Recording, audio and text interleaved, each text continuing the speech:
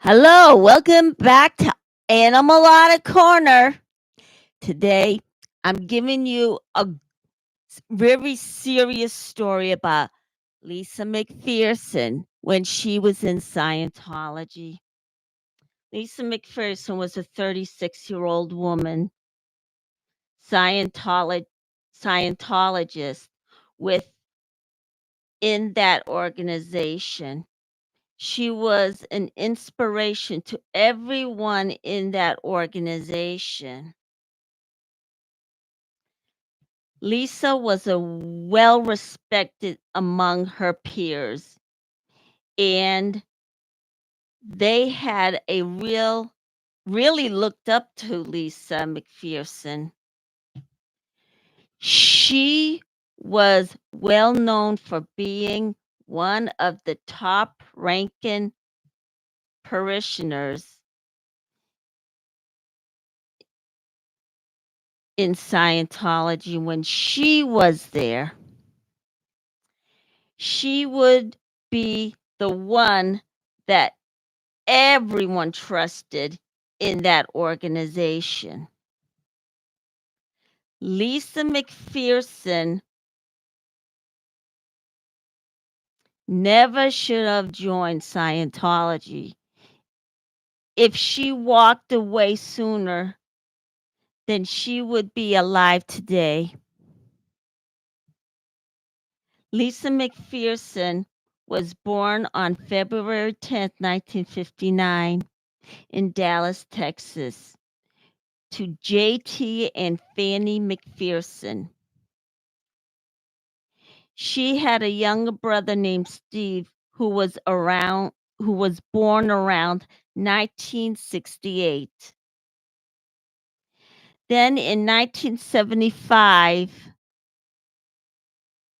Lisa's father would die of an apparent suicide when he was 64. Then after her father died, her brother would also take his own life as well.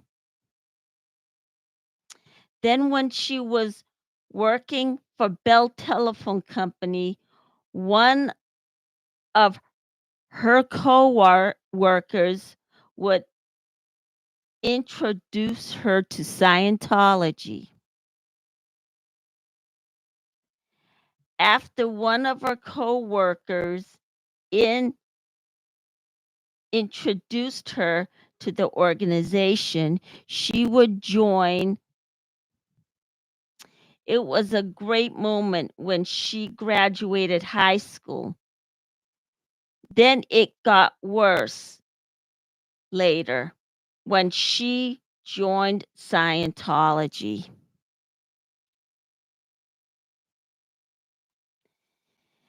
Then in 1977, Lisa would have a great moment in her life.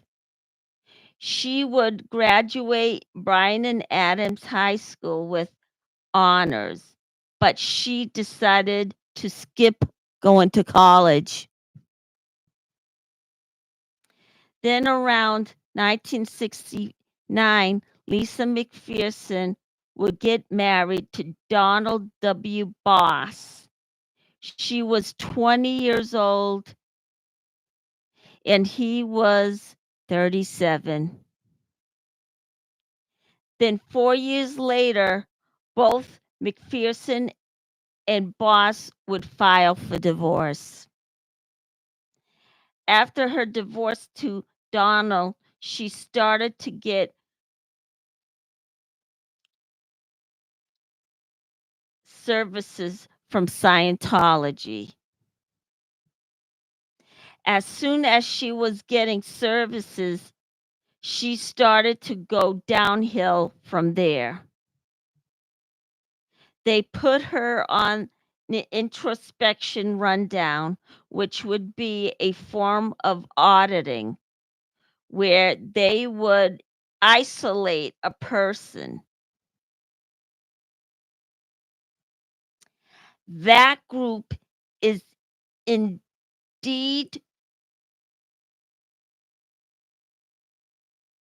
intended to get another person isolated from the outside world. Now, Scientology think that method would keep a person from having a psychotic break.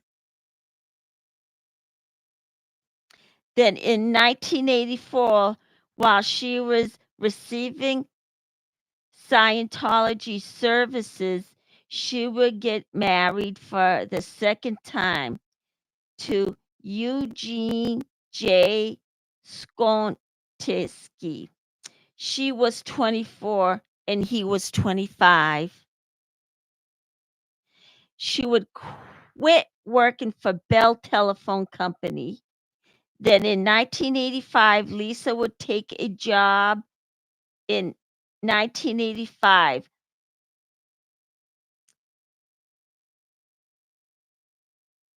Lisa would take a job working for a mortgage company in Dallas, Texas. Her employment was documented that the company is operated by Scientology. And around 1989, Lisa had filed for a divorce from Eugene, and at the same time, she would file Chapter 7 and 13, then started to liquidate.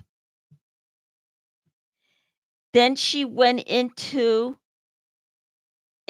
debt by $45,000 when she filed. Then she went back to work for Bell Telephone Company.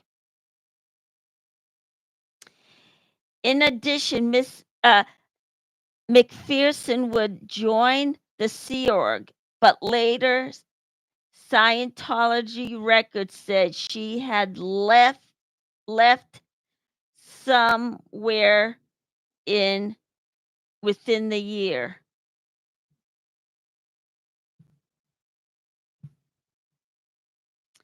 Then in 1999, she settled the whole divorce and bankruptcy. She would leave Bell Company after she joined AMC Publishing Company, which would be occupied by Scientology. Then Lisa McPherson's mental health would start to decline as each and every day goes by. The pressure on her would go up. And today, and to top it off, AMC would move from Dallas, Texas to Clearwater, Florida. And she would pick up and leave with them in 1994. Then her mental health would get worse. Then she became even more emotional. On September 1995, McPherson spent thousands of dollars on counseling at Scientology. Then she went clear, which is a term that clear, which is a term that they use, which is a lower level, spent thousands of dollars on counseling at Scientology, then went clear, which is a term that they would use. Sorry, I mentioned it several times.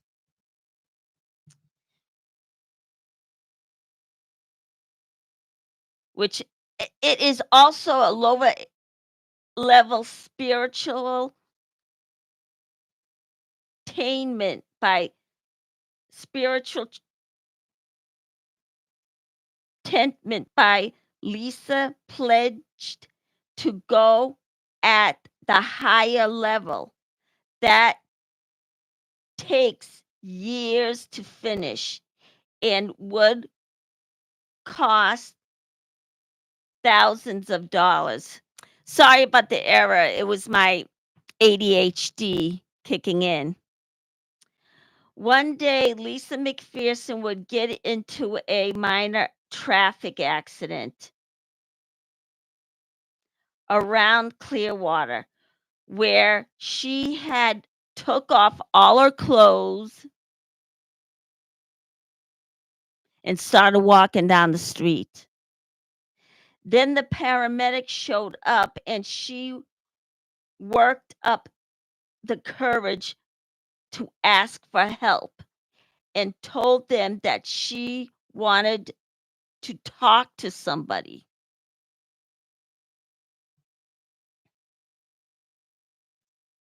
She said that she had done all the wrong things after the paramedics took her to the nearest Morton Plain Hospital for psychiatric care or valuation, but to me, it's the same thing. While she was at the hospital, a group of Scientologists who happened to be her friends interfered and told all the hospital staff that they will take care of Lisa.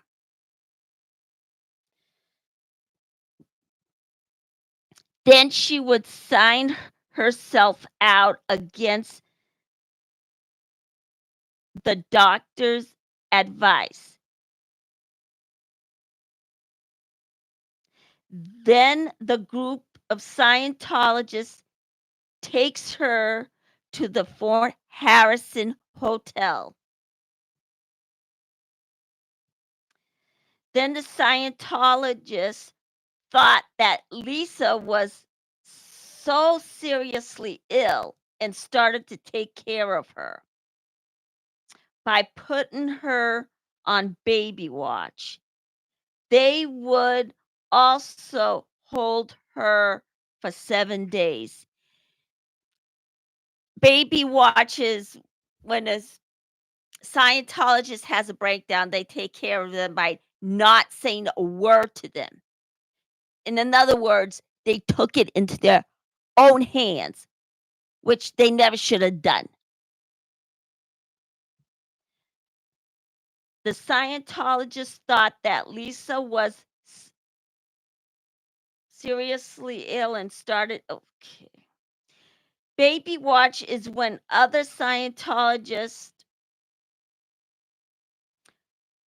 what they did was get her dress, gave her it, and tried to feed her. Only Lisa threw the food at them. Then she turned around and said she was L. Ron Hubbard. She was pretty much out of it. Mentally, anyhow. After a while, the whole hotel room was such a mess. There was debris all over the place, and there was also feces all over the wall. Then on the 17th day, Lisa was unconscious. So then 3 Scientologists loaded her up in the back of the van and drove her to the hospital. Then they would start to drive on the route to one that had the doctor that is a Scientologist. It was 45-minute drive to get the doctor that was a Scientologist. But during that time, when they were en route, there was a hospital 2 minutes from there. Not only they passed that hospital, they also passed 3 other hospitals that was there. They should have went to the first hospital, but they never did that. Then they would start to, but even though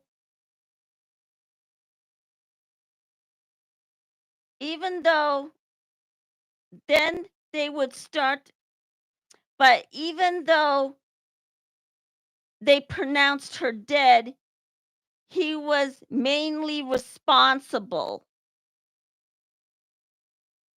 He wouldn't take care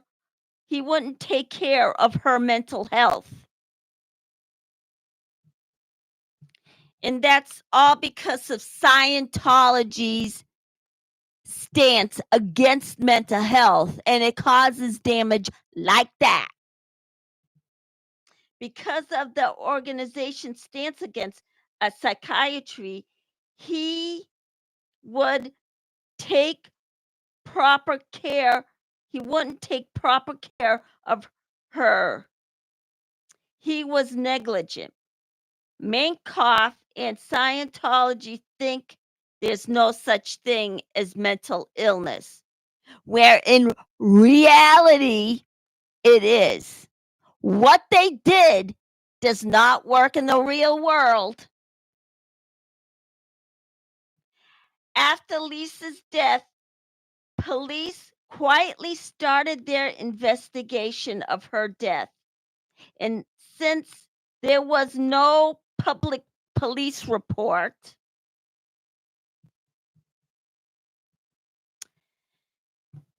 they had to, I guess, start from scratch. Then Lisa McPherson's death had leaked out with Scientology's version of events when they took her to the Fort Harrison. Only they said that she had checked in, which is not true. The Scientologist took her in. She did not check herself in at all. According to Tampa Bay Times, the Pinellas Pasco started state attorney's office and the Florida Department of Law Enforcement joined Clearwater Police in the investigation. Joan Wood from the Medical Examiner told the reporter that there was Lisa suddenly got sick. But then later she suddenly changed when she left reporters that there was Lisa suddenly got sick. That was when Lisa suddenly got sick. But then later, she suddenly changed her story when she left her post permanently after she came into a fortune. And we all know where that's from. After that happened, the prosecutor had to drop the whole case when that happened, after he was willing and able to prosecute. But since she changed her story and the outcome of her whole autopsy,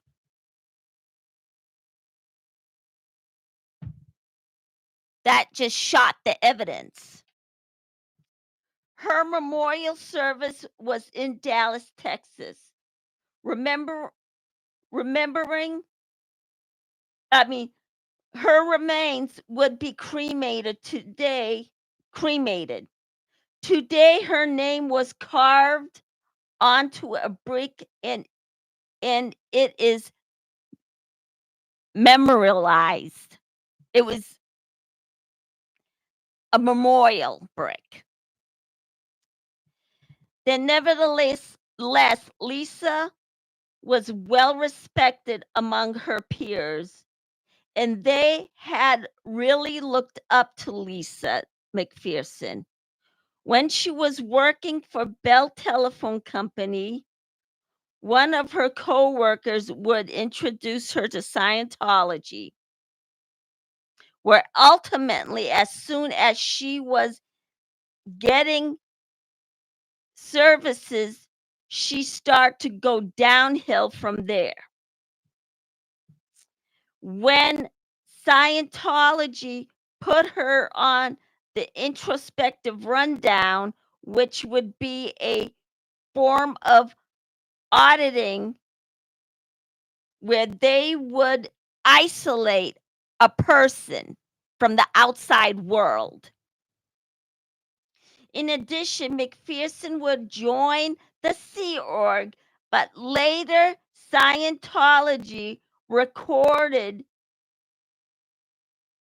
records said she had left somewhere within the year. Then, nevertheless, Lisa's mental health would start to decline as each day and every day, each and every day goes by, the pressure on her would go up. One day, Lisa would get into a minor traffic accident around Clearwater. She had took off her clothes and started walking down the street naked. Then the paramedics showed up, and she worked up the courage to ask for help. And then that she wanted to talk to somebody. She said that she had done all the wrong things. After the paramedics took her to the nearest Morton Plant Hospital for psychiatric care, Scientology thought that Lisa was seriously ill and started to take care of her by putting her on baby watch. They would also hold her for 17 days.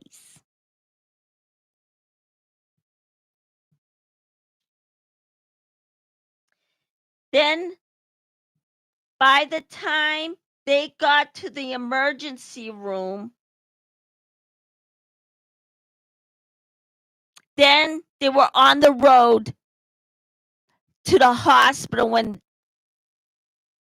when she was unconscious. They loaded her up in the van,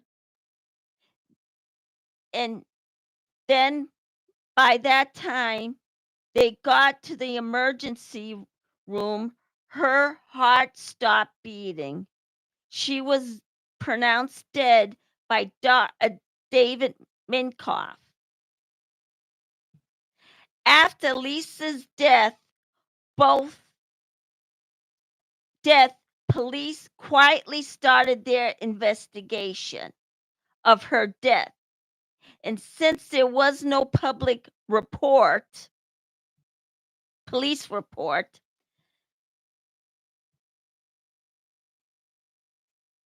they would do the best they can. Lisa McPherson's death had leaked out with Scientology's version of events when they took her to the Fort Harrison Hotel. Only they said that she had checked in, which is not true. They actually took her there. She did not check in. But overall, after the death, Lisa would be remembered for being the most likable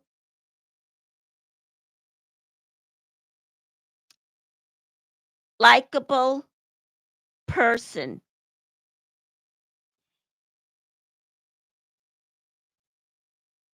And today, Mark Bunker is working on getting a street named after her. And in conclusion, a nonprofit organization was named after her. Now,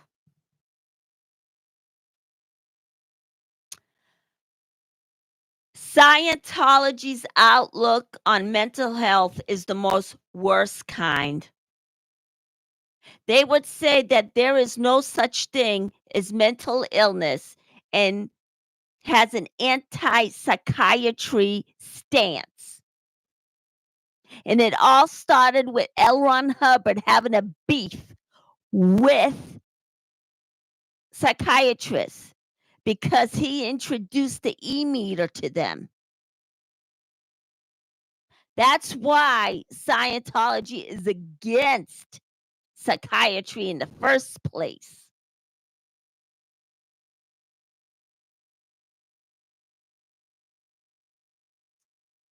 Well, that should do it for that story.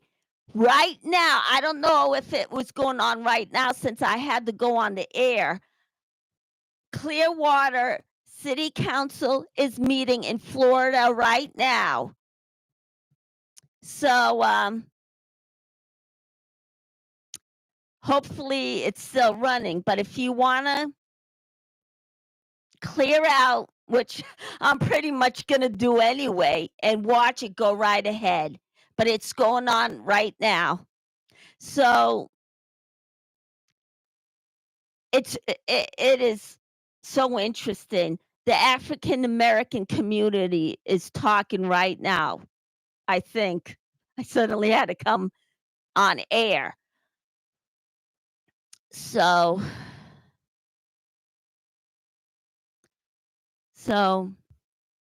tomorrow I'll sacrifice my own self and talk about my mental illness of bipolar and ADHD. I'll talk about that with you tomorrow. So have a great day. And remember, when it comes to Scientology, always be a never in.